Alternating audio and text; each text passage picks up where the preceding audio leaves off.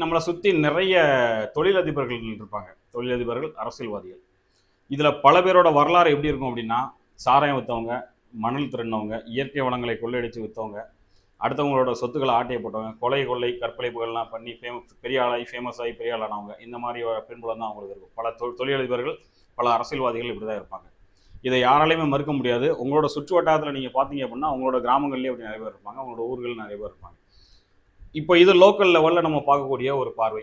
இதே நீங்கள் சர்வதேச அரசியல் போயிட்டீங்கன்னு வைங்களேன், அங்கேயும் இதே மாதிரி அடுத்த மண்ணை கொள்ளையடித்து, அடுத்த வளங்களை கொள்ளையடித்து, அடுத்த மக்களை கொன்று தங்களுடைய அதிகாரத்தை தக்க வைத்து கொண்டவர்கள் நிறைய பேர் இருப்பாங்க.